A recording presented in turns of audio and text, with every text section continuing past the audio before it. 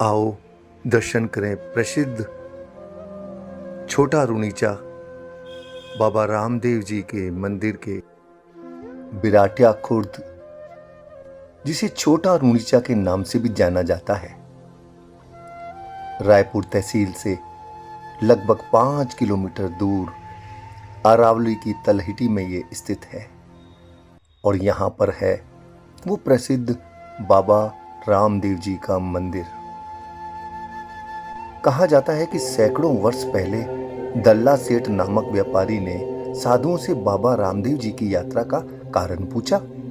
साधुओं पर भक्ति देखकर सेठ ने अपनी पत्नी पर बाबा की ध्वजा बांधी, जिसका परिणाम स्वरूप यह हुआ कि उन्हें पुत्र रत्न की प्राप्ति हुई।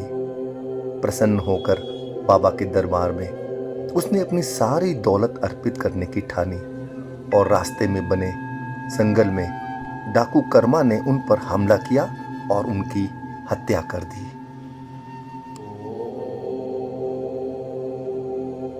सेठ की पत्नी आंखों से अंधी हो गई थी और वो बहुत दुखी दिखाई देने लगी।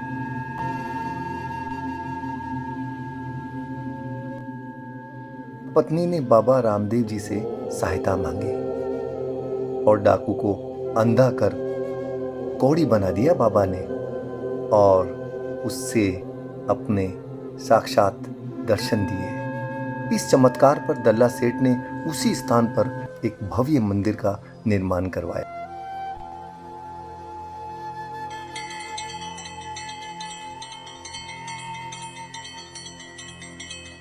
यह छोटा रुनीचा के नाम से भी जाना जाता है।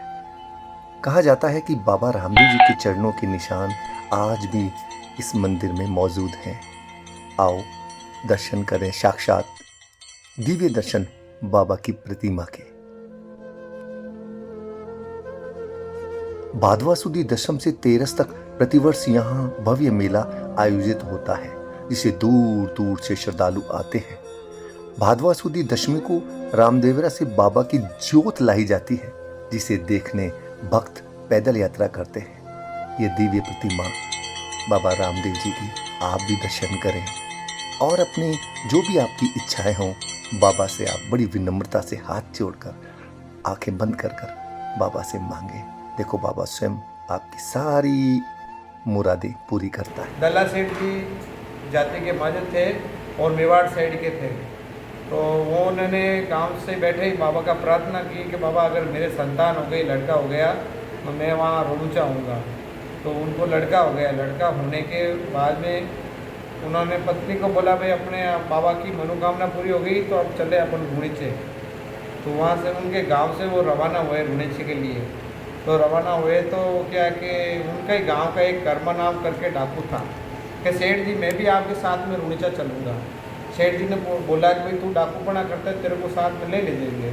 नहीं तो उन्होंने बोला वापस डाकू ने कि भाई मैं अभी भगवान की भक्ति कर रहा हूँ, मैं डाकूपना छोड़ दिया। तो सेठानी जी ने बोला भाई अब चलो इसको ले लेते हैं। तो वहाँ से वो रवाना हुए। पहले गाड़ी घोड़े थे नहीं, ऊँट सकड़े थे, तो वहाँ से वो रवाना हुए तो यहाँ तक आए। नदी वगैरह चल रही थी तो वहाँ यहाँ तक आए तो नदी वगैरह चल रही कि बोले आज यहाँ विश्राम कर लेते हैं। विश्राम करने के लिए वो रुके थे तो उस डाकू की नींद बिगड़ गई थी। वो सेठ जी के पास में धनमाया देखी तो उसने बोला मैं आपको मारूंगा। सेठ जी ने बोला भाई मार मत, ये जो भी धनमाया है ले ले। कि नहीं मेरा काम है मारना, मैं कोई भिखारी नहीं हूँ। तो वो सेठ जी ने बहुत प्रार्थना की मगर वो तो माना नहीं। वो सेठ जी की गर्दन उठा दी। गर्दन उठाने के बाद में फिर सेठानी जी ने प्रार्थना की बाबा को कि बाबा ये क्या कर दिया, पुत्र दे के पति ले लिया। तो बाबा जी सेम रणुचा से यहाँ आए थे। आने के बाद में सेठानी जी को पहले क्या दिखता नहीं, वो सेठानी जी आंखें से अंधे थे।